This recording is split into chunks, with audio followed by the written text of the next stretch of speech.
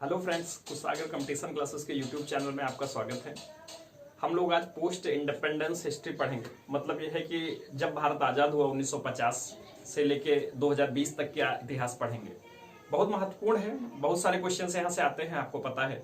पूछ लिया जाता है कभी कभी कि पांचवा राष्ट्रपति कौन सा था, चौथा प्रधानमंत्री कौन सा था, बहुत सारी चीजें, जैसे पहले चुनाव आयुक्त कौन से थे। तो ये सब कुछ इसमें कवर होगा, जितनी भी घटनाएं हैं सब इसमें कवर हो जाएगा। मतलब यह है कि कई सारे सब्जेक्ट्स आप एक साथ पढ़ेंगे और इंटरेस्ट से पढ़ेंगे, बशर्ते कि आपको थोड़ा ध्यान देना होगा और पूरा वीडियो देखना होगा। तो हम लोग शुरू करते हैं पोस्ट इंडिपेंडेंस हिस्ट्री, मतलब आजाद भारत का इतिहास। तो आजाद भारत के इतिहास में ये समय शुरू हुआ हमारा 1947 से भारत आजाद हो गया। और पहले आम चुनाव हमारे, पूछा जा सकता है कि पहला आम चुनाव कब हुआ। तो पहला आम चुनाव हमारा 1951 में शुरू हुआ और 6 महीने तक चला, 1952 तक। बहुत बड़ा चुनाव था, बैलेट से हुआ, कई सारे फेजेस में हुआ। और आपको पता है कि किसी भी नए लोकतंत्र के लिए चुनाव कराना बहुत बड़ी बात होती है, लेकिन चुनाव कराया गया, सफलतापूर्वक चुनाव हुआ और इंडियन नेशनल कांग्रेस की सरकार बनी, जिसमें जवाहरलाल नेहरू प्रधानमंत्री बने। ठीक है, अब पहला आम चुनाव हो गया। अब ये भी क्वेश्चन पूछा सकता है कि भैया पहला आम चुनाव हुआ तो चुनाव आयोग रहा होगा, और चुनाव आयोग रहा होगा तो उसके अध्यक्ष कौन रहे होंगे। तो जो पहले चुनाव आयोग के अध्यक्ष है, या मतलब मुख्य चुनाव आयुक्त हैं, वो सुकुमार सेन थे। ये क्वेश्चन पूछा जा सकता है कि पहले चुनाव आयुक्त या मुख्य चुनाव आयुक्त, पहले मुख्य चुनाव आयुक्त सुकुमार सेन थे, सुकुमार सेन। ये क्वेश्चन पूछा जा सकता है। ठीक है, अब चुनाव हो गया, इंडियन नेशनल कांग्रेस की सरकार बन गई और उसके बाद फिर आगे का प्रोसेस चालू हुआ। वो 1957 में बने सबसे पहले प्रधानमंत्री, 52 में, फिर उसके बाद 57 में बने और उसके बाद 62 में बने। लगातार 3 बार बने। सबसे लंबा कार्यकाल, ये भी क्वेश्चन पूछा जाता है कि सबसे बड़ा कार्यकाल या सबसे लंबा कार्यकाल किस प्रधानमंत्री का रहा। तो आंसर होगा हमारा जवाहरलाल नेहरू। लगभग 17 वर्ष तक उनका कार्यकाल रहा, है ना। और महान नेता थे। कई सारी बुराइयां और अच्छाइयां सब में होती हैं, उसके बारे में हम बाद में डिस्कस करेंगे। कुछ कमियां और अच्छाइयां सब में होती है ना, कोई भगवान नहीं है। तो फिर भी हम ये कह सकते हैं कि महान नेता थे। 1964 में उनकी डेथ हुई। अब डेथ का कारण ये, कुछ लोग ऐसा मानते हैं कि 1962 में भारत चीन युद्ध हुआ था और उस युद्ध में भारत बहुत बुरी तरीके से हार गया था, और उस युद्ध के लिए नेहरू जी अपने आप को जिम्मेदार मानते थे। और नेहरू जी ही नहीं, उस समय तत्कालीन हमारे जो राष्ट्रपति थे वो सर्वपल्ली राधाकृष्णन थे, और सर्वपल्ली राधाकृष्णन भी नेहरू जी को जिम्मेदार मानते थे। और यहां तक कि उन्होंने जबरदस्ती नेहरू जी के जो विदेश मंत्री हैं, जो पूरा कार्यभार देख रहे थे डिफेंस का, मेनन, उनका इस्तीफा लिखवा दिया था। इसके लिए नेहरू जी अपने आप को व्यक्तिगत रूप से जिम्मेदार मानते थे और उनको काफी गहरा सदमा लगा था, जिसके चलते 1964 में उनकी डेथ हो गई थी। अब हम यहां से पढ़ेंगे, बेसिकली हमें आज पढ़ना है इंदिरा गांधी का इमरजेंस। ठीक है, इंदिरा गांधी का उदय कैसे हुआ, तो इसलिए कि सारी घटनाएं हमको रिलेट करते हुए चलना है। ध्यान से समझिएगा। अभी मैंने सर्वपल्ली राधाकृष्णन का जिक्र किया कि वो उस समय राष्ट्रपति हैं, ध्यान से समझिएगा। अब सर्वपल्ली राधाकृष्णन राष्ट्रपति है, इसका मतलब 2 बार डॉक्टर राजेंद्र प्रसाद राष्ट्रपति रहे हैं और तीसरी बार सर्वपल्ली राधाकृष्णन राष्ट्रपति बन गए। ठीक है, अब सर्वपल्ली राधाकृष्णन राष्ट्रपति है। 1964 में नेहरू जी की डेथ हो गई। अब नेहरू जी की डेथ हो गई तो कोई नया प्रधानमंत्री लाना था। तो उस समय कार्यवाहक प्रधानमंत्री के रूप में, देखिए मई 1964 में नेहरू जी की डेथ हो गई। ठीक है, अब नेहरू जी की जब डेथ हो गई भैया, तो नया प्रधानमंत्री हमको लाना है। तो एक कार्यवाहक प्रधानमंत्री तुरंत बनाया जाता है, क्योंकि पद खाली नहीं रह सकता। तो कार्यवाहक प्रधानमंत्री बनाया गया और वो कार्यवाहक प्रधानमंत्री बने गुलजारी लाल नंदा, है ना। तो पहले कार्यवाहक प्रधानमंत्री की अगर बात करेंगे हम, तो जो कार्यवाहक प्रधानमंत्री बने थे भैया, वो थे गुलजारी लाल नंदा, गुलजारी लाल नंदा। लेकिन भैया ये हमेशा के लिए तो नहीं रह सकते ना, अब नया प्रधानमंत्री ढूंढना है, कई सारे चैलेंजेस हैं। तो गुलजारी लाल नंदा उस समय प्रधानमंत्री बना दिए गए। तो ये भी क्वेश्चन पूछा सकता है कि ऑफिस में होते हुए, मतलब कार्यकाल के दौरान किस प्रधानमंत्री की मृत्यु हुई सबसे पहले। तो ये आंसर होगा हमारा पंडित जवाहरलाल नेहरू। प्रधानमंत्री रहते हुए उनकी डेथ हुई थी। ठीक है, अब उसके बाद गुलजारी लाल नंदा प्रधानमंत्री हैं। मंथन चालू हो गया पूरी कांग्रेस में, मंथन चालू हुआ कि नया प्रधानमंत्री कौन बनाया जाए। अब ध्यान से समझिएगा, कांग्रेस में उस समय जवाहरलाल नेहरू के बाद सीनियरिटी के लेवल में और कद के लेवल में, व्यक्तित्व के मामले में मोरारजी देसाई सबसे आगे थे। मोरारजी देसाई का नंबर था।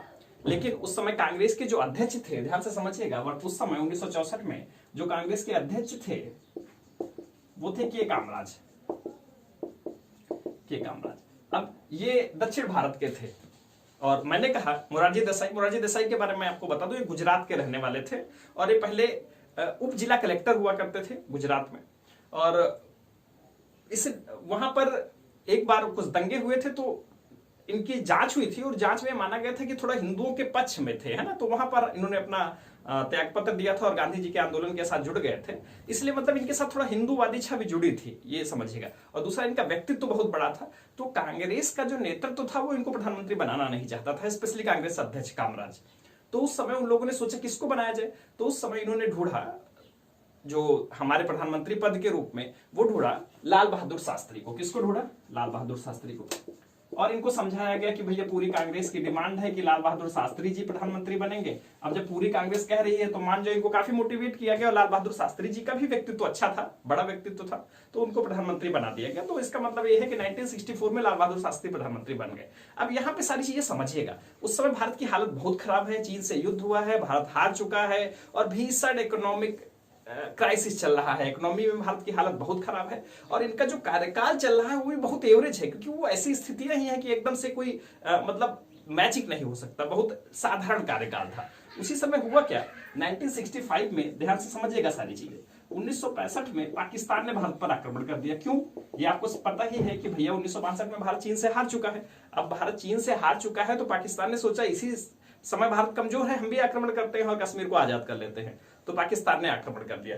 अब उस आक्रमण के बाद, ध्यान से समझिएगा, उस आक्रमण के बाद जब पाकिस्तान ने भारत पर आक्रमण किया, वहां पे इनकी जो सूझबूझ है लाल बहादुर शास्त्री जी की, लाल बहादुर शास्त्री की सूझबूझ की वजह से वहां पे कई सारे वाकये हैं, मैं आपको कुछ एक बताता हूं। जब तीनों सेनाओं के प्रमुखों की जब आक्रमण कर दिया, तीनों सेनाओं के प्रमुखों की बैठक हुई, इनको भी आना था प्रधानमंत्री जी को, थोड़ा लेट पहुंचे। तो पहले इन्होंने माफी मांगी कि हाँ मैं थोड़ा लेट हो गया, तो उन लोगों ने कहा कि अरे आप कोई बात नहीं, आप आ गए हैं, अब आप आदेश करिए करना क्या है। तो उन्होंने कहा मैं आदेश नहीं करूंगा, आप लोग हमें आदेश करें कि हमें क्या करना है, आप लोग जो चाहे वो करें।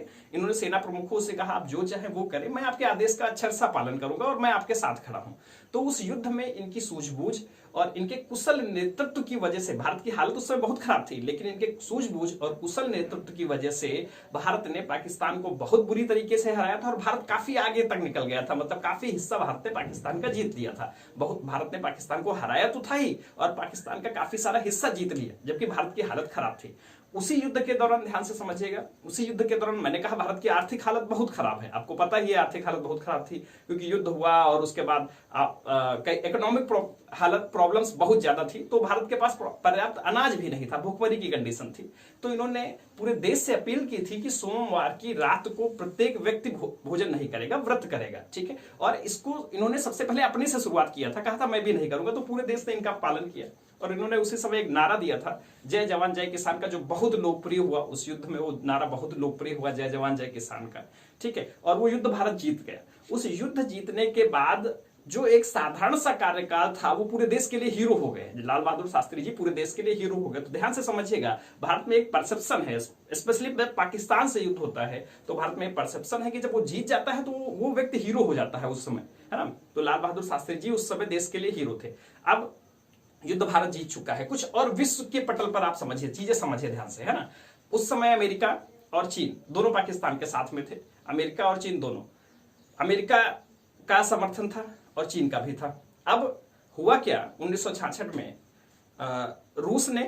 रूस का भी बहुत ज्यादा भारत के साथ मैत्री संबंध नहीं थे, है ना, बहुत अच्छे संबंध उस समय, मतलब संबंध थे लेकिन उतने ज्यादा अच्छे नहीं थे। तो रूस ने भी भारत के ऊपर दबाव बनाया और उसने कहा कि पाकिस्तान से समझौता कर लो।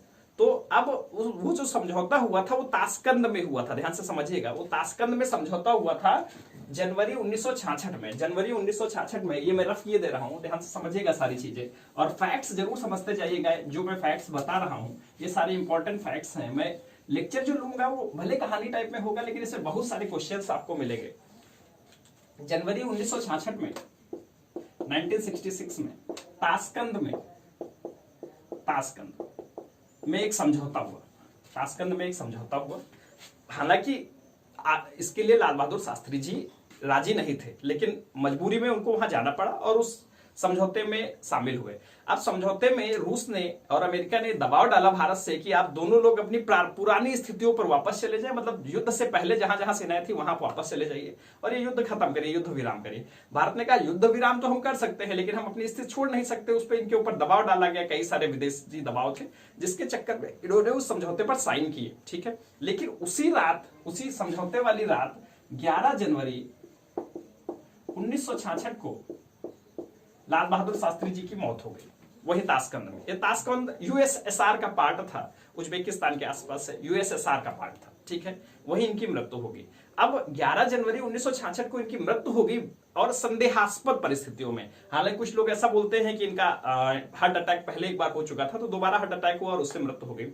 और कुछ लोग ऐसा बोलते हैं कि केजीबी, रूस की जो एजेंसी है उसका नाम केजीबी है, कि केजीबी ने इनको मरवा दिया। और ये अभी हाल ही में एक फिल्म आई थी, आप लोगों ने देखा होगा, द ताशकंद फाइल्स, उसमें पूरा जो षड्यंत्र है यही दिखाया गया है, यही षड्यंत्र दिखाया गया कि केजीबी ने मरवाया है ना। तो मैं उस पर किसी निष्कर्ष पे नहीं पहुंचना चाहता हुआ क्या, लेकिन ये क्वेश्चन अब ये पूछा जाएगा यहाँ पे कि पहला ताशकंद समझौता क्या है। तो ताशकंद समझौता भारत और पाकिस्तान के बीच हुआ था, यूएसएसआर में वो ताशकंद समझौता है। और वहां पे निर्णय लिया गया था कि दोनों सेनाएं फिर से अपनी पुरानी जगहों पर पहुंच जाएंगी। दूसरा क्वेश्चन पूछा जा सकता है कि ऐसा कौन सा पहला भारत का प्रधानमंत्री हुआ जिसकी मृत्यु भारत से बाहर हुई। तो यहाँ पे हमारा आंसर होगा लाल बहादुर शास्त्री, एकमात्र ऐसे प्रधानमंत्री हैं जिनकी मृत्यु भारत से बाहर हुई और अपने कार्यकाल में रहते हुए हुई। अब ध्यान से समझिएगा, जनवरी 1966 में इनकी मृत्यु हो गई। फिर से क्राइसिस हो गया कि नया प्रधानमंत्री कौन। हमेशा ही समस्या होती है कि नया प्रधानमंत्री कौन।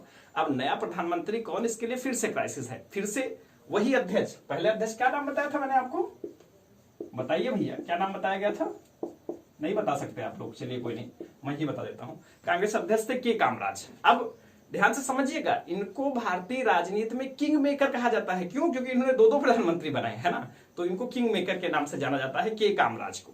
तो के कामराज अध्यक्ष थे। अब मैंने आपको बताया कि मोरारजी देसाई का पहले ही नंबर था और वो बनाए नहीं गए प्रधानमंत्री। तो आप तो समझ ही सकते हैं कि इस बार तो वो कहें कि मैं बन के ही रहूंगा। उन्होंने एकदम ठान लिया कि मैं प्रधानमंत्री बनूंगा, है ना, मेरा नंबर है, सीनियरिटी में मैं सबसे ज्यादा हूं और मैं ही बनूंगा। तो के कामराज ने इनको समझाया, लेकिन ये समझने को तैयार नहीं थे। इन्होंने कहा चुनाव करा लो, इंटरनल चुनाव कराओ, जो जीतेगा वो प्रधानमंत्री बनेगा, कांग्रेस के अंदर चुनाव होगा। फिर भैया कांग्रेस के अंदर चुनाव हुआ। अब कांग्रेस के अंदर चुनाव हुआ, के कामराज और लिंगम, जितने भी साउथ के नेता थे और बाकी सारे कई लोग जिनका कांग्रेस पे बहुत प्रभाव था, वो सब जुट गए और उन्होंने कहा कि कोई नया प्रत्याशी बनाया जाए, कोई नया प्रधानमंत्री बनाया जाए। अब ध्यान से समझिएगा, जो लाल बहादुर शास्त्री जी का कार्यकाल था, इसमें मोरारजी देसाई ने कोई पद नहीं लिया था। क्यों? क्योंकि उन्होंने कहा था ये हमसे जूनियर है और मैं जूनियर के कार्यकाल में कोई पद नहीं ले सकता। और उनके ही कार्यकाल में सूचना मंत्री थी इंदिरा गांधी। तो इंदिरा गांधी 1.5 साल मंत्री भी बन चुकी थी, थोड़ा बहुत सीख भी चुकी थी, है ना। और उनकी छवि ऐसी थी कांग्रेस के अंदर कि वो कुछ बोलती नहीं, बहुत सीधी सी है और उनको आराम से ऑपरेट किया जा सकता है ना।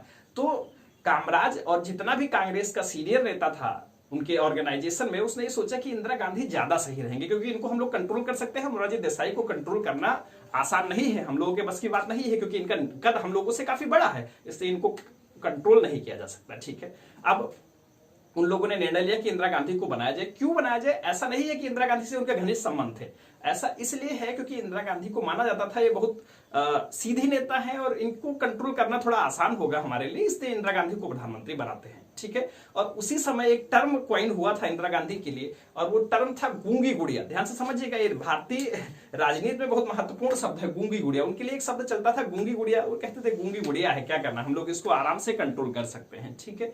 तो उन लोगों ने कहा कि हम इनको कंट्रोल कर लेंगे, इंदिरा गांधी को बनाएंगे। अब चुनाव हुआ इंदिरा गांधी और मोरारजी देसाई के बीच कांग्रेस के अंदर, उसमें इंदिरा गांधी जीत गई, मोरारजी देसाई हार गए।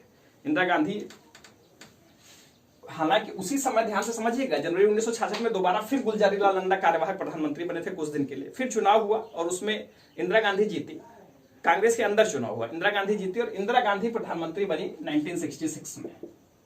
तो इंदिरा गांधी पहली बार प्रधानमंत्री कब बनी, अगर आपसे कभी क्वेश्चन पूछा जाएगा तो आप बताएंगे 1966 में बनी, 1966 में। अब ध्यान से समझिएगा, प्रधानमंत्री तो ये बन गई, लेकिन मोरारजी देसाई सीनियर थे, कांग्रेस में उनका वर्चस्व था। तो मोरारजी देसाई ने इस बार मोरारजी देसाई उप प्रधानमंत्री बने। क्या बने थे? उप प्रधानमंत्री, उप प्रधानमंत्री। तो मोरारजी देसाई बने उप प्रधानमंत्री, और केवल उप प्रधानमंत्री ही नहीं बने हैं, साथ में ये बने थे वित्त मंत्री। क्या बने? वित्त मंत्री। हालांकि इंदिरा गांधी इनको वित्त मंत्री पद नहीं देना चाहती थी, लेकिन इनके आगे इंदिरा गांधी की चली नहीं, तो ये वित्त मंत्री और उप प्रधानमंत्री बने मोरारजी देसाई। मोरारजी देसाई पहले भी वित्त मंत्री रह चुके थे जवाहरलाल नेहरू के कार्यकाल में। तो अब ये उप प्रधानमंत्री वाला एक शब्द ध्यान से समझिएगा, जो उप प्रधानमंत्री हैं, पहला उप प्रधानमंत्री पूछाएगा भारत का कौन था, तो वो थे वल्लभ भाई पटेल। कौन थे? वल्लभ भाई पटेल। नेहरू जी के समय बने थे, हालांकि उनका डेथ हो गया था 1950 में, 1950 में, तो ज्यादा दिन नहीं रहते, लेकिन पहले उप प्रधानमंत्री वही बने थे। और ये दूसरे उप प्रधानमंत्री है। कौन से उप प्रधानमंत्री है? दूसरे।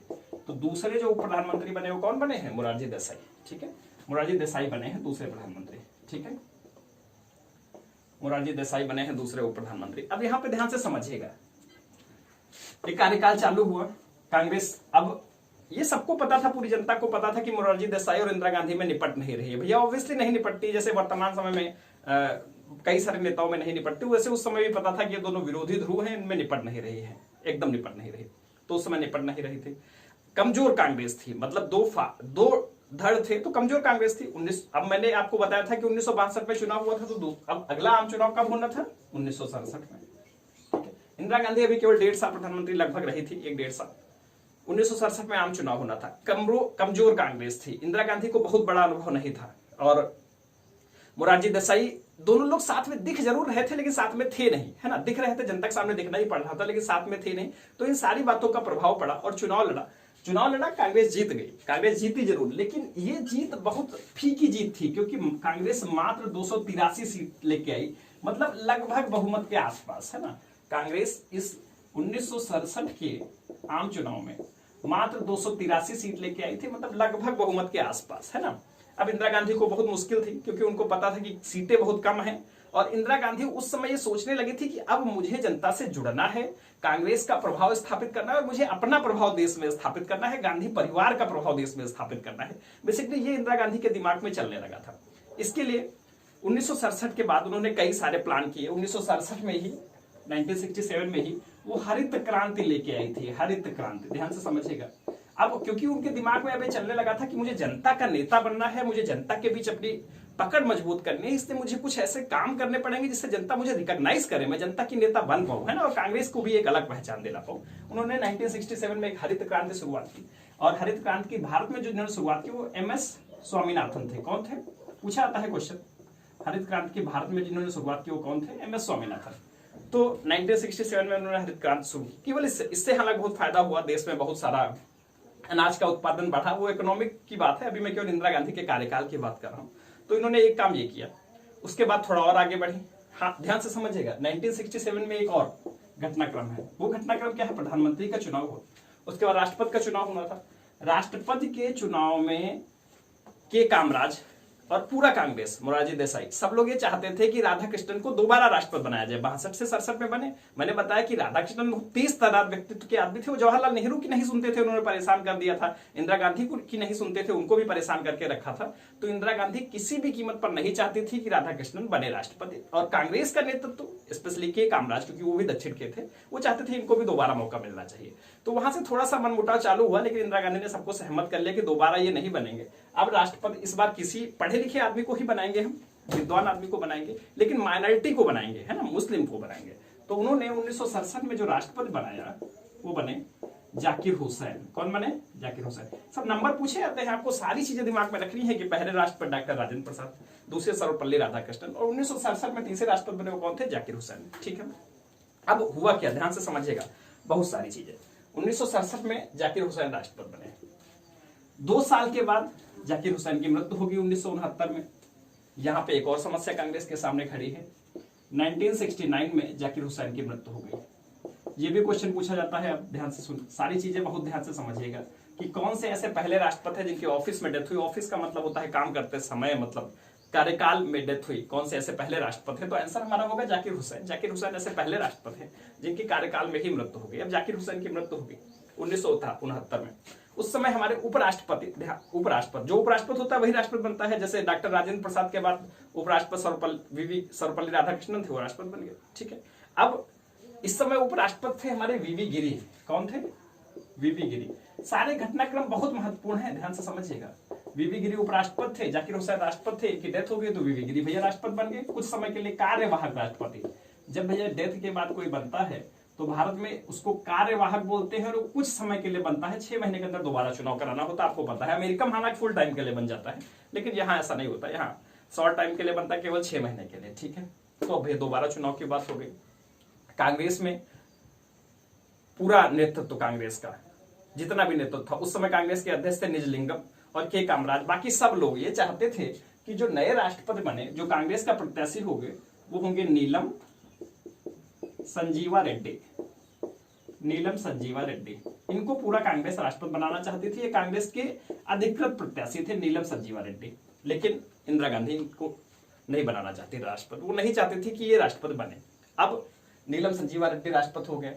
इन्होंने क्या किया, इंदिरा गांधी ने थोड़ा सा समझदारी दिखाई और वीवी गिरी को बुलाया एक दिन और इनसे बात की। ये बुक्स में मेंशन नहीं है कि बात की और क्या समझाया है, मैं अपने आप से बता रहा हूँ। वीवी गिरी से बात की, उन्होंने कहा कि तुम भी राष्ट्रपति में खड़े हो जाओ, है ना। वीवी गिरी भी कांग्रेस के ही थे, तो उन्होंने कहा मैं खड़ा तो हो जाऊं मैडम, लेकिन मैं कैसे जीतूंगा, अरे वो सब छोड़ो, तुम खड़े हो जाओ, है ना। तो वीवी गिरी ने कहा हम भी राष्ट्रपति के चुनाव में खड़े होना है। अब ध्यान से समझिएगा, उपराष्ट्रपति राष्ट्रपति बना है, वीवी गिरी उपराष्ट्रपति थे, वो राष्ट्रपति बने थे और उन्होंने कहा हम राष्ट्रपति का चुनाव लड़ेंगे। अब तो कोई उपराष्ट्रपति भी नहीं बना जो राष्ट्रपति बन जाए। तो उसी समय संविधान में संशोधन किया गया और ये कहा गया भैया कि अगर राष्ट्रपति नहीं है तो उपराष्ट्रपति बनेगा, उपराष्ट्रपति नहीं है तो जो मुख्य न्यायाधीश है देश का वो राष्ट्रपति बनेगा, और अगर मुख्य न्यायाधीश भी नहीं है तो जो सीनियर न्यायाधीश है ना, जो मतलब सुपीरियरिटी में बड़ा है वो राष्ट्रपति बनेगा, ठीक है। तो उस समय हमारे देश के जो चीफ जस्टिस थे, CJI chief justice of India, वो थे हिदायतुल्लाह।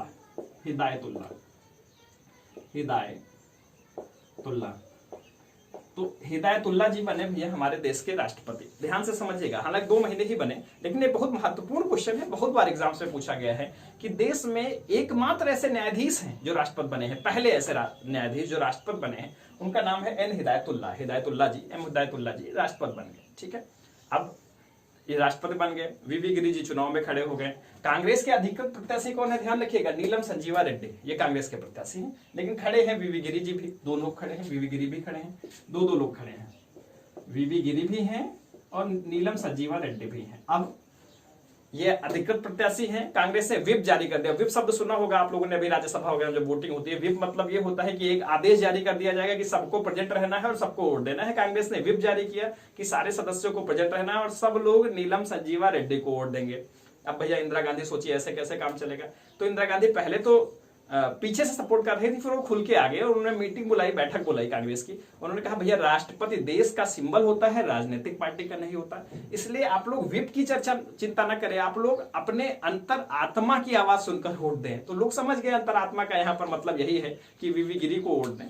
तो भैया वीवी गिरी चुनाव जीत गए। अब यहाँ बहुत महत्वपूर्ण फैक्ट है। पहला फैक्ट ये था कि कौन से चीफ जस्टिस थे पहले जो बने भारत के राष्ट्रपति, इसका आंसर होगा हिदायतुल्लाह जी। बहुत महत्वपूर्ण क्वेश्चन है। दूसरा बहुत महत्वपूर्ण क्वेश्चन ये है कि वीवी गिरी जी, दूसरा महत्वपूर्ण क्वेश्चन ये है कि जो रूलिंग पार्टी का प्रत्याशी है नीलम संजीव रेड्डी, वो चुनाव हार गए। और तीसरा बहुत महत्वपूर्ण क्वेश्चन ये है राष्ट्रपति के पद से संबंधित कि वीवी गिरी जी एकमात्र ऐसे राष्ट्रपति हुए हैं जो द्वितीय चक्र की मतगणना से जीते हैं, द्वितीय चक्र की मतगणना से। तो बड़ा इंटरेस्टिंग है, ध्यान से समझिएगा, द्वितीय चक्र की मतगणना से चुनाव जीते। तो क्वेश्चन ये पूछा जा सकता है, अब ध्यान से समझिएगा, द्वितीय चक्र की मतगणना से ये चुनाव जरूर जीते हैं। तो क्वेश्चन ये पूछा जाएगा ऐसा कौन सा राष्ट्रपति हुआ जो द्वितीय चक्र की मतगणना से चुनाव जीता, तो क्या आंसर होगा वीवी गिरी। ऐसा कौन सा राष्ट्रपति हुआ जो रूलिंग पार्टी का प्रत्याशी था और हार गया, क्या आंसर है नीलम संजीव रेड्डी। इनके बारे में भी एक बहुत इंटरेस्टिंग फैक्ट है कि पहली बार तो भैया हार गए, लेकिन 1980 में निर्विरोध बने थे राष्ट्रपति। 1979 में 1979 में ये निर्विरोध राष्ट्रपति बने, है ना। तो 79 नहीं, शायद 77 है। 1977 में निर्विरोध राष्ट्रपति बने थे, है ना। 1977 में निर्विरोध बने, मतलब पहली बार चुनाव हार गए। कई सारे क्वेश्चंस हैं आपके दिमाग में, सारी चीजें समझना है। चीजें थोड़ा सा कॉम्प्लिकेटेड नहीं है, आपको ध्यान देना है तो समझ पाओगे। पहला क्वेश्चन ये बनता है कि ऐसे कौन से राष्ट्रपति थे जिनका ऑफिस में डेथ हो गया, जाकिर हुसैन। दूसरा क्वेश्चन ये बनता है कि ऐसे कौन से पहले भारत के मुख्य न्यायाधीश हैं जो राष्ट्रपति बने, तो ये होगा एम हिदायतुल्लाह। तीसरा क्वेश्चन ये है कि ऐसे कौन से राष्ट्रपति हैं जो द्वितीय चक्र की मतगणना से जीते, तो आंसर होगा वीवी गिरी। और चौथा क्वेश्चन ये है कि ऐसे कौन से राष्ट्रपति हैं भैया जो पहली बार तो हार गए, दूसरी बार निर्विरोध बन गए, तो ये आंसर होगा नीलम संजीव रेड्डी। ये राष्ट्रपति से संबंधित कुछ क्वेश्चन थे। एक्चुअली हम लोग वनडे एग्जाम्स पे ज्यादा फोकस करते हैं, तो इसलिए फैक्चुअल चीजें बताना भी बहुत जरूरी है। ये सारे फैक्ट्स थे जो आप सारे नोट कर लीजिएगा, ये सब एग्जाम्स में बार बार पूछे जाते हैं, ठीक है। चलिए इससे थोड़ा आगे बढ़ते हैं। बात हो गई 1969 की, वीवी गिरी राष्ट्रपति बन गए। इंदिरा गांधी के मन में फिर वही अभी बातें चल रही जो मैं आपको समझा रहा था, क्योंकि ये लोग उनको कंट्रोल करना चाहते थे। इंदिरा गांधी जानती थी कि मोरारजी देसाई, लिंगम और कामराज वगैरह अब इनको कंट्रोल करना चाहते, वो नहीं चाहते कि बहुत एक्टिवली काम कर पाए। और इंदिरा गांधी चाहती है कि अब मैं खुल के काम करूंगी, मुझे अपनी इमेज बनाना है देश में। इसके लिए इन्होंने क्या किया, एक 10 सूत्रीय कार्यक्रम लॉन्च कर दिया। 10 सूत्रीय कार्यक्रम 1969 में। उस 10 सूत्रीय कार्यक्रम की जो प्रमुख बातें थी वो ध्यान से समझिएगा। पहली बात थी बैंकों का नेशनलाइजेशन करेंगे। क्या करेंगे, बैंकों का नेशनलाइजेशन करेंगे, नेशनलाइजेशन करेंगे, बैंकों को नेशनलाइज करेंगे, पहला इंपॉर्टेंट पॉइंट था। दूसरा इंपॉर्टेंट पॉइंट था, इन्होंने कहा हम अर्बन सीलिंग करेंगे। तीन बहुत महत्वपूर्ण बातें हैं जिनके बारे में आपसे बात करूंगा। इन्होंने कहा अर्बन सीलिंग करेंगे, इंश्योरेंस कंपनियों का भी नेशनलाइजेशन की बात की, लेकिन बहुत महत्वपूर्ण नहीं है। और तीसरा कहा इन्होंने हम प्रीवी पर्स खत्म करेंगे। ये चीजें बहुत महत्वपूर्ण है। इन्होंने कहा हम प्रीवी पर्स खत्म करेंगे, प्रीवी पर्स, ठीक है। अब बैंकों के नेशनलाइजेशन की और प्रीवी पर्स से संबंधित क्वेश्चंस बार बार पूछे जाते हैं। तो भैया वित्त मंत्री थे मोरारजी देसाई, मैंने आपको बताया, इंदिरा गांधी जी थी प्रधानमंत्री। बैंकों का नेशनलाइजेशन करना है तो वित्त मंत्री ही डिसाइड करता है। लेकिन भैया आप ध्यान से समझिएगा, बैंकों के नेशनलाइजेशन में 1969 में इन्होंने डिसाइड किया है कि हम 1969 में बैंकों का नेशनलाइजेशन करेंगे। और इसके लिए ये एक ऑर्डिनेंस लेके आई, बिल भी था, है ना। तो उसमें इन्होंने कहा कि 50 करोड़ से ज्यादा की जो संपत्तियां हैं, जिनके पास भी 50 करोड़ से ज्यादा की संपत्तियां हैं जिन बैंकों के पास, उन 14 बैंकों को नेशनलाइज किया जाएगा। तो ध्यान से समझिएगा कंडीशंस क्या क्या है। कितनी बैंकें थी? 14। संपत्तियां कितनी होनी चाहिए थी? 50 करोड़ से ज्यादा। जितने लोगों के पास 50 करोड़ से ज्यादा की संपत्तियां हैं उन सबको हम नेशनलाइज करेंगे, ये बात कही इन्होंने, है ना। और इन्होंने कहा हम बैंकों को नेशनलाइज करेंगे, ठीक। मोरारजी देसाई वित्त मंत्री थे, इनसे पूछा तक नहीं गया। अब भैया कांग्रेस को, पूरे संगठन को बहुत बुरा लगा, निजलिंगम को बुरा लगा और मोरारजी देसाई को बुरा लगा कि भैया वित्त मंत्री से कम पूछो तो, जब कोई वित्त का बड़ा डिसीजन ले रहा है। पूरे कांग्रेस को बुरा लगा और कांग्रेस ने इनको नोटिस दिया 1969 में। और नोटिस के बाद कांग्रेस ने 1969 में ही, 1969 में ही इनको पार्टी से बाहर निकाल दिया। अब 1969 में भैया कांग्रेस टूट गई और दो कांग्रेस बनी। पहली थी INCO और दूसरी थी INCR। अब इसको केवल आप ये जान लीजिएगा कि ये नई वाली कांग्रेस, ये पुरानी वाली कांग्रेस है, O मतलब ऑर्गेनाइजेशन, और R ये है नई वाली कांग्रेस, मतलब इंदिरा गांधी वाली कांग्रेस, ठीक है। कांग्रेस के दो पार्ट्स हो चुके थे। अब दो पार्ट हो गए तो इनको बहुमत अपना सिद्ध करना है। फिर से बहुमत सदन बुलाया गया और बहुमत तो खैर इनका सिद्ध हो गया। बहुमत सिद्ध करने में इनकी एक DMK पार्टी है तमिलनाडु की, उसने बड़ी मदद की, है ना। उस समय उसके जो मुख्यमंत्री थे वो करुणानिधि जी थे, आप जानते होंगे, बहुत चर्चित व्यक्तित्व रहे, वहां के सबसे बड़े नेता रहे तमिलनाडु के। तो उन्होंने इनकी मदद की और इन्हें बहुमत तो सिद्ध कर लिया, लेकिन बहुत बड़ा बहुमत नहीं था इनके पास, है ना। किसी भी प्रकार से सरकार दूसरी पार्टियों पर निर्भर होकर चला रही थी, ठीक। तो अब ध्यान से समझिएगा, ये पहला तो ये बिल पास करना था, ये बिल बैंकों के नेशनलाइजेशन का, जिसमें 14 बैंकें नेशनलाइज हो रही थी, ठीक है। इसमें भी अब ये तो आप समझ गए कांग्रेस टूट गई, INCO और INCR, ध्यान से समझिएगा। मोरारजी देसाई वाली कांग्रेस है और ये इंदिरा गांधी वाली कांग्रेस है, 1969 में टूट गई, ठीक है। अब क्या हुआ, 14 बैंकों के नेशनलाइजेशन की बात हुई थी, वो नेशनलाइजेशन की। अभी उसमें एक व्यक्ति थे, उनका नाम था RC कूपर। सारी चीजें ध्यान से समझिएगा कहानी के तौर पर। अब बैंक नेशनलाइज कर रहे हैं तो कुछ लोगों को बुरा भी तो लगेगा। ऐसा आदमी जिसका कई बैंकों में शेयर है उसको बुरा लगेगा। वो कोर्ट चला गया और कोर्ट ने इसको कैंसिल कर दिया। कोर्ट ने कहा ये इलीगल है, आप इसको ऐसा नहीं कर सकते। तो ये कदम इनका रुक गया, क्योंकि उस समय कोर्ट बहुत सशक्त था। ये हमारे भारत का नहीं, पूरे विश्व का इतिहास है, पूरे विश्व में होता है हमेशा। जब सरकार कमजोर होती है तो न्यायपालिका बहुत मजबूत होती है, और जब सरकार मजबूत होती है तो न्यायपालिका कमजोर होती है। इन दोनों चीजों में से कोई एक चीज होती है ना। तो उस समय सरकार कमजोर थी, न्यायपालिका सशक्त थी, न्यायपालिका ने इसको कैंसिल कर दिया, ठीक। ये कैंसिल हो गया। इसके बाद 1970 में ये प्रीवी पर्स के लिए कानून लेके आई, प्रीवी पर्स के लिए, ठीक है। तो वो बिल भी इनका गिर गया था, हालांकि 250 चाहिए थे राज्यसभा में और 249 इनको मत मिले और वो बिल गिर गया, वो पास नहीं हुआ, ठीक है। 149 चाहिए थे, 150 चाहिए थे, 149 मिले और बिल पास नहीं हुआ, प्रीवी पर्स वाला भी। तो इन्होंने राष्ट्रपति से एक नियम निकलवाया और उससे इसको कैंसिल कर दिया। प्रीवी पर्स मैंने बताया था, ये बहुत इंपॉर्टेंट है, ध्यान से समझिएगा। प्रीवी पर्स मतलब ये है कि जो राजाओं और महाराजाओं को पैसा दिया जाता था बहुत सारा विलय करने के लिए, उसे हम प्रीवी पर्स कहते हैं। तो क्वेश्चन पूछा आता है कि प्रीवी पर्स को इंदिरा गांधी ने कब खत्म किया, तो 1970 में प्रीवी पर्स को इन्होंने खत्म कर दिया, ठीक है। तो प्रीवी पर्स को खत्म किया, हालांकि कोर्ट में ये भी चैलेंज हुआ और इसको चैलेंज करने वाले कोई और नहीं है, वही ज्योतिरादित्य सिंधिया जी के पिता है ना। उन्होंने इसको चैलेंज किया था सिंधिया जी ने, और इसको कोर्ट से ये भी कैंसिल हो गया। पूरे 11 जजों के बेंच ने इसको भी कैंसिल कर दिया। उस समय इंदिरा गांधी जी बहुत बुरी तरीके से हताश थी, उनके तीनों निर्णय बदल गए थे। पहला गोलकनाथ मामला था, ये आप पढ़ेंगे, ये सब हम आपको डिटेल में पढ़ाएंगे। दूसरा बैंकों के नेशनलाइजेशन की बात थी, और तीसरा जो था आपका प्रीवी पर्स। ये तीनों निर्णय उनके चल ही पा रहे थे, ठीक। फिर उन्होंने एक बड़ा फैसला लिया, ध्यान से समझिएगा सारी चीजें, सारे घटनाक्रम बहुत ध्यान से समझिएगा। प्रीवी पर्स भी पूछा जा सकता है आपको, बैंकों के नेशनलाइजेशन की बात भी 1969 में हुई, वो भी पूछी जा सकती है। ठीक है, इन्होंने एक निर्णय लिया, इन्होंने राष्ट्रपति से कहा, वीवी गिरीश जी को बुलाया, इन्होंने कहा कि चुनाव पहले करवाना है हमें। वैसे तो चुनाव 67 के बाद 72 में होना था, लेकिन इन्होंने कहा पहले करवाना है। वैसे 72 के बीच में होता, मिड 72 में होता। इन्होंने कहा हम 71 के शुरुआत में चुनाव कराएंगे, लगभग 1.5 साल पहले। ठीक है, तो इन्होंने चुनाव कहा हम 1971 के स्टार्टिंग में करेंगे। ठीक है, 1971 में चुनाव करेंगे। अब ये एक इंपॉर्टेंट पॉइंट है, 1971 में चुनाव होना। अभी इसके साथ साथ हमें एक और बैकग्राउंड में चीज पढ़नी है, वो पढ़ना है बांग्लादेश का कैसे उदय हुआ। This is also very important, है ना, ये भी बहुत महत्वपूर्ण है, बांग्लादेश का कैसे उदय हुआ। ठीक है, इसके साथ साथ तो अब हम बात करेंगे बांग्लादेश की। बांग्लादेश की बात करेंगे, बांग्लादेश कैसे अस्तित्व में आया। ठीक है, यहां तक अभी आप समझ चुके हैं कि 1971 में आम चुनाव की घोषणा होगी और 1971 का आम चुनाव होना है। अब हम बात कर रहे हैं बांग्लादेश की। बांग्लादेश का अस्तित्व कैसे में आया। बांग्लादेश पूर्वी पाकिस्तान के नाम से जाना जाता था उस समय। पूर्वी पाकिस्तान, पश्चिमी पाकिस्तान और पूर्वी पाकिस्तान था क्या बेसिकली। पूर्वी पाकिस्तान में बांग्ला भाषी लोग रहते थे, वो बांग्ला बोलते थे। पश्चिमी पाकिस्तान में सिंध और पंजाबी बोलने वाले ज्यादा लोग थे, ज्यादातर पंजाबी बोलने वाले लोग थे। अब इन लोगों में आपस में टकराव था बोलियों की वजह से। ठीक है, और सुपीरियर अपने आप को समझते थे पश्चिमी पाकिस्तान वाले, पंजाबी बोलने वाले लोग। ठीक है, अब हुआ क्या भैया, पाकिस्तान में ध्यान रखिएगा पहला आम चुनाव 1971 में हुआ है, 1971 में, है ना, 1970-71 के आसपास, 70 में डिसाइड किया गया पहले आम चुनाव की। पाकिस्तान में तब तक कोई आम चुनाव नहीं हुआ। ठीक है, अब पहला आम चुनाव होना था, ध्यान से समझिएगा, पहला आम चुनाव हुआ। ठीक है, अब पहला आम चुनाव हुआ तो पहला आम चुनाव जो चालू हुआ है ना, वो किसके किसके बीच हुआ, ध्यान से समझिएगा। वहां पे पश्चिमी पाकिस्तान के जो प्रमुख नेता थे वो थे जुल्फिकार भुट्टो। ठीक है, जुल्फिकार भुट्टो वो पश्चिमी पाकिस्तान के प्रमुख नेता थे। दूसरे थे पूर्वी पाकिस्तान के प्रमुख नेता मुजीबुर रहमान ये थे। अब दोनों लोगों की पार्टियों के बीच चुनाव हुआ। ठीक है, और उस चुनाव में मुजीबुर रहमान जी को बहुमत से ज्यादा सीटें प्राप्त हुई। अब सीटों की एग्जैक्ट बात हम लोग ना करें, लगभग 160 के आसपास सीटें प्राप्त हुई, 300 की संख्या में लगभग की बात कर रहा हूं मैं।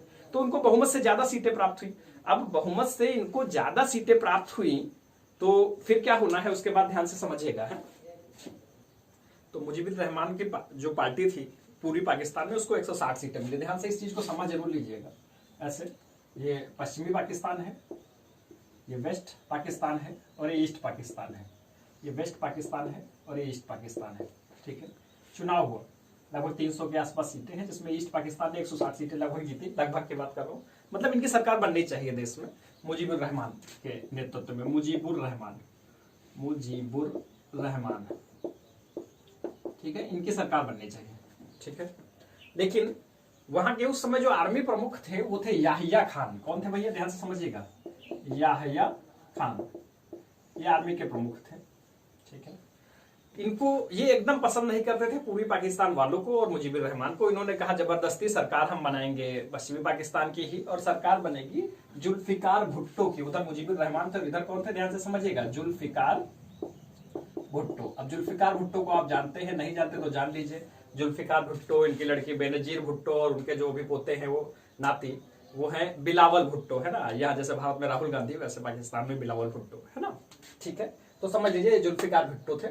तो हालांकि जीते ये थे, सरकार इनकी बननी चाहिए थी, लेकिन इनकी नहीं बनेगा। वहां के जो याहिया खान है उन्होंने इनकी सरकार जबरदस्ती बनवाई जुल्फिकार भुट्टो के। जो 1970 का इलेक्शन है उसमें जुल्फिकार भुट्टो की जबरदस्ती सरकार बनाई गई भैया। ठीक है, 1971 में अब इनकी सरकार बन गई जुल्फिकार भुट्टो की। पूरी पाकिस्तान में बहुत असंतोष फैल गया, है ना। पूरी पाकिस्तान की लगभग 99% सीटों पे ये जीते हैं तो कोई कैसे इनकी सरकार मान लेगा, एक्सेप्ट कर लेगा। पूरी पाकिस्तान में बहुत भारी आक्रोश था, है ना। लोगों ने विरोध करना चालू कर दिया। अब जब विरोध करना चालू कर दिया तो ध्यान से समझिएगा, 25 मार्च 1971 को पूर्वी पाकिस्तान ने अपने आप को स्वतंत्र घोषित कर दिया। कहा कि हम स्वतंत्र हैं। ठीक है, अब हम आपके अंडर में है ही नहीं, स्वतंत्र है। इससे काफी नाराज हुआ याहिया खान और उसने कहा कि इस आंदोलन को हमें किसी भी प्रकार से दबाना है। इसके लिए उसने क्या किया, 26 मार्च 1971 को ऑपरेशन सर्च लाइट स्टार्ट किया। इसका नाम याद रखिएगा क्योंकि पूछा जाता है, ऑपरेशन सर्च लाइट। अब ये ऑपरेशन क्या है, ध्यान से समझिएगा। 26 मार्च 1971 को ऑपरेशन सर्चलाइट शुरू किया गया। ऑपरेशन सर्चलाइट ये था कि जो विरोध हो रहा है पूर्वी पाकिस्तान में इसको दबाना है, और यहां तक कि कई सारे अखबारों में, प्रमुख जो अखबार थे उसमें एक खबर मिलती है कि उन्होंने कहा था हमें जमीन चाहिए, लोग नहीं, मतलब जो ज्यादा विरोध करे उसको मार दो, खत्म कर दो, है ना। तो पाकिस्तान ने अपनी सेना वहां भेज दी और बहुत बड़े पैमाने पर वहां कत्लेआम किया गया, बहुत सारे पूर्वी पाकिस्तान के लोगों को मारा गया। अब जब कत्लेआम चल रहा था, जो विरोधी थे वो क्या करते, वो सब भाग भाग के भारत आने लगे, ठीक है। लगभग 1 करोड़ से ज्यादा लोग, 1 करोड़ से ज्यादा लोग भाग के भारत आ गए भैया। अब भारत में कहाँ आएंगे, ये सारी चीजें बहुत महत्वपूर्ण है, ये सब अभी आगे आपको रिलेट करूंगा मैं जब आपको एनआरसी और सीए पढ़ाऊंगा, है ना। ये सब लोग भाग के भारत आए। भारत आएंगे तो कहाँ आएंगे, पड़ोस में, पश्चिम बंगाल, असम में आएंगे, पश्चिम बंगाल में आएंगे, मेघालय में आएंगे, यही आएंगे जो पड़ोसी राज्य हैं, वहां सब भाग भाग के आने लगे। इंदिरा गांधी जी प्रधानमंत्री थी, उन्होंने इन लोगों को भारत में रोका और कहा कि हम तुम्हारी मदद करेंगे। मदद करने के नाम पर उन्होंने कहा कि हम आप लोगों को ट्रेनिंग देंगे। तो 1971 में इन लोगों को भारतीय सेना ने ट्रेनिंग दी और इन लोगों का नाम रखा गया, जो लोग आए थे इनकी एक सेना बनाई गई जिसको कहा गया मुक्ति वाहिनी। क्या कहा गया, इस मुक्ति वाहिनी। तो जो शब्द आपने सुना है मुक्ति वाहिनी, तो जान लीजिए क्या है। मुक्ति वाहिनी वही है जो 1 करोड़ से ज्यादा लोग भारत आए थे पूर्वी पाकिस्तान के, भाग के उनको ट्रेनिंग दी गई और एक सेना बनाई गई जिसका नाम मुक्ति वाहिनी रखा गया, ठीक। अब कई सारी चीजें हमें विश्व स्तर पर भी समझना है। विश्व स्तर पर अमेरिका के राष्ट्रपति थे रिचर्ड निक्सन, जिसकी इंदिरा गांधी से एकदम नहीं निपटती थी। इंदिरा गांधी ने कई बार जाके उनको समझाने का प्रयास किया, लेकिन एकदम बातचीत नहीं होती थी। वो कई सारे ऐसे न्यूज़पेपर से जिनमें इंटरव्यूज में उन्होंने चुड़ैल तक इंदिरा गांधी को बोला, है ना, एकदम निपटती नहीं थी, ठीक है। तो वो एक मीटिंग ऐसी हुई जिसमें दोनों लोग बैठे रहे लेकिन कोई बातचीत नहीं हुई, मतलब गूंगी मीटिंग इसको कहा गया, कोई बातचीत होती नहीं थी। इंदिरा गांधी मतलब खुलेआम पाकिस्तान के सपोर्ट में था, भारत से कुछ नहीं निपटती थी। चीन भी पाकिस्तान के सपोर्ट में था, भारत से नहीं निपटती थी। उसी समय यूएसएसआर और चीन में थोड़ा सा विवाद हो गया, तो यूएसएसआर ने भारत से कहा कि आप हमसे मैत्री कर लो 25 साल की। तो भारत और यूएसएसआर में 1971 में, ये सब बहुत महत्वपूर्ण चीजें हैं, ध्यान से समझिएगा। भारत और यूएसएसआर, जो रूस वर्तमान में जिसे हम कहते हैं, उसमें संधि हुई कितने साल के लिए, 25 साल के लिए। 25 साल के लिए मैत्री हुई और जिसमें कहा गया कि अगर आपके ऊपर कोई आक्रमण करेगा तो हम आपकी रक्षा करेंगे और हमारे ऊपर कोई आक्रमण करेगा तो आप रक्षा करोगे। तो इंदिरा गांधी को थोड़ा मजबूती मिल गई, उन्होंने कहा ठीक है आप अमेरिका को संभाल लेना, बाकी सब हम देख लेंगे, है ना। तो उस समय हमारे सेना प्रमुख थे सैम मैनेक्सा। कौन थे, सैम मैनेक्सा, ठीक है, सैम मैनेक्सा, ये हमारे सेना प्रमुख थे, ठीक है।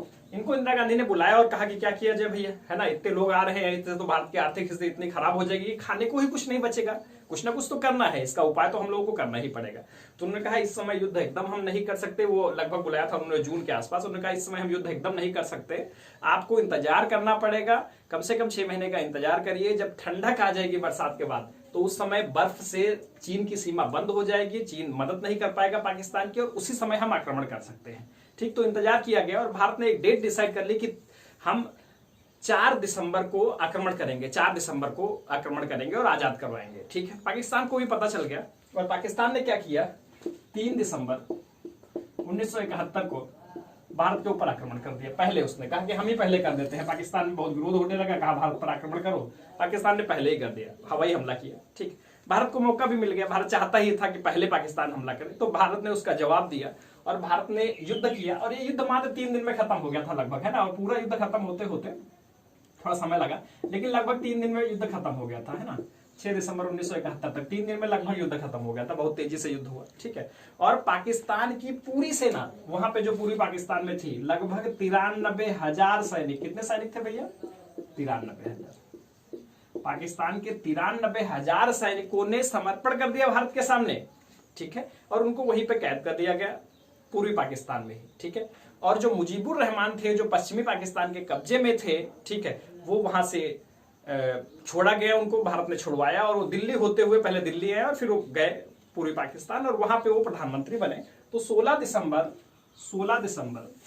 1971 को बांग्लादेश आजाद हो गया, बांग्लादेश बन गया, मतलब बांग्लादेश का जन्म हो गया, है ना। जन्म का मतलब बांग्लादेश एक नया देश बना पाकिस्तान से टूटकर। तो ये क्वेश्चन पूछा आता है, बहुत बार पूछा गया बांग्लादेश कब बना, तो आंसर है 16 दिसंबर 1971। 16 दिसंबर 1971 को बांग्लादेश बन गया, बांग्लादेश का जन्म हुआ, ठीक है। अब कौन पहले प्रधानमंत्री है ये भी पूछा सकता है, तो मुजीबुर रहमान है, उनकी भारत से संधि हुई और कई सारे मुद्दों पर है ना, वो भारत के एकदम पक्ष में थे। बांग्लादेश आज भी भारत के पक्ष में इसीलिए रहता है क्योंकि बांग्लादेश को पता है कि उसको आजाद भारत ने ही कराया है, ठीक है। अब ये तो 1971 की बात है, ठीक है। फिर उसके बाद हुआ क्या, 1972 में भारत और पाकिस्तान के बीच समझौता हुआ, है ना, ये दिसंबर 1971 की बात है। 1972 में भारत और पाकिस्तान के बीच शिमला में एक समझौता हुआ। शिमला आपको पता है हिमाचल प्रदेश में है। शिमला में एक समझौता हुआ जिसे शिमला समझौता कहा जाता है। क्या कहा जाता है? शिमला समझौता, भारत पाकिस्तान के बीच। उसमें समझौता हुआ और भारत ने पाकिस्तान की सेना को छोड़ दिया। ज्यादा बातें भारत ने नहीं की। भारत अब कुछ ऐसी परिस्थितियां थी, लोग तो ये कहते हैं कि उन सैनिकों के बदले भारत पूरा अपनी मांगे पाकिस्तान से मनवा सकता था, कश्मीर को आजाद करवा सकता था और बहुत सारी चीजें, लेकिन उस समय उनको जो सही लगा उन्होंने किया, उन्होंने छोड़ दिया, पूरी सेना सब कुछ छोड़ दिया गया, है ना। बस कई सारी कुछ शर्तें रखी गई। पहला ये रखा गया कि जहां पे जिसकी सेनाएं हैं वो उसे हम एलओसी मानेंगे, भारत की जहां है और पाकिस्तान की जहां है, जहां तक जिसका कब्जा है वर्तमान में वो एलओसी होगा और कोई इधर उधर सीज फायर नहीं करेगा। दूसरा ये कहा गया, पाकिस्तान से एक एग्रीमेंट कराया गया कि वो कश्मीर की बात को अंतरराष्ट्रीय पटल पर नहीं उठाएगा, है ना। ये शिमला समझौता का मुख्य बिंदु था, ये बहुत महत्वपूर्ण है। शिमला समझौता का जो मुख्य बिंदु था वो पाकिस्तान से कहा गया कि भैया आप कश्मीर की बात को किसी भी अंतरराष्ट्रीय पटल पर नहीं उठाएंगे। वो राजी हो गए, है ना, और मान गए, ठीक है। तो इस प्रकार से बांग्लादेश बन गया, ठीक है। मैं बात कर रहा था 1971 के चुनाव की, तो एक बात उसमें और थोड़ा सा जोड़ देते हैं। 1971 में जो चुनाव हो रहा था, बांग्लादेश कैसे बना आप समझ गए, है ना। बांग्लादेश, मुजीबुर रहमान बांग्लादेश के राष्ट्र प्रधानमंत्री बने और उनके प्रयासों से बांग्लादेश बना, है ना। उसमें पूरा इंदिरा गांधी जी ने मदद की। 16 दिसंबर 1971 को बांग्लादेश बना है, ठीक। मैंने कहा 1971 में चुनाव होने वाले हैं, चुनाव होने वाले थे। इंदिरा गांधी ने एक नारा दिया, उन्होंने कहा गरीबी हटाओ। गरीबी हटाओ मतलब उन्होंने कहा गरीबों से सीधे सीधे संवाद किया। उन्होंने कहा मैं बैंकों को नेशनलाइज करना चाहती हूँ लेकिन सुप्रीम कोर्ट नहीं करने देता, मोरारजी देसाई जी नहीं करने देते। मैं प्रीवी पर्स खत्म करके पैसा बचा के आप लोगों को देना चाहती हूँ, मोरारजी देसाई नहीं करना चाहते, राजा महाराजा नहीं करने देना चाहते। तो जनता से वो सीधे सीधे जुड़ी और उस 1971 के चुनाव में उसका रिजल्ट बताना भी आपको जरूरी था, नहीं तो आप कहेंगे आधा छोड़ दिया। 1971 का जो चुनाव है, जो INC-R थी और एक INC-O थी, मैंने बताया था ये मोरारजी देसाई वाली है, याद रखिएगा हमेशा, ये मोरारजी देसाई वाली है और ये इंदिरा गांधी वाली है। इसको 352 सीटें मिली और इसको पूरी 16 सीटें मिली और इस INC-O के साथ कई पार्टियां चुनाव लड़ रही थी, जनसंघ थे, लोहिया थी, इन सबको मिला के केवल 16 सीटें मिली और इनको अकेले कितनी मिली? 352 सीटें मिली। बहुत बड़ी मेजॉरिटी से इंदिरा गांधी जीती और यहीं से इंदिरा गांधी एक बहुत बड़े नेता के रूप में उनका आगे उदय हुआ। बहुत बड़े नेता के रूप में, या कुछ लोग ऐसा कहते हैं बहुत बड़े तानाशाह के रूप में इंदिरा गांधी का यहीं से उदय हुआ। और इंदिरा गांधी के आगे कार्यकाल के बारे में हम अगले वीडियो में चर्चा करेंगे, वहां पे डिटेल में आपको बताएंगे कि इंदिरा गांधी का जो कार्यकाल था जिसमें 352 सीटें पाई, लगभग सारे राज्यों की सीटें वो जीतती, पूरी राज्यसभा, लगभग सारे राज्यों की सरकारें और पूरी लोकसभा सब उनके कब्जे में था। उसके बाद बहुत सारे संशोधन हुए, 24वें संशोधन से लेके 42वें संशोधन तक 3-4 साल में कई सारे संशोधन उन्होंने किए क्योंकि सब उनके कब्जे में था, है ना। तो यहां से लोग बोलते हैं कि यहीं से नारा भी दिया गया इंदिरा इज इंडिया और इंडिया इज इंदिरा, है ना। ये सारी चीजें, ये सब कुछ हम बाद में अगले वीडियो में समझेंगे।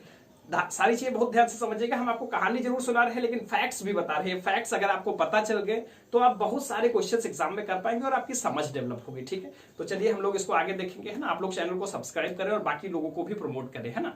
ठीक है, थैंक यू।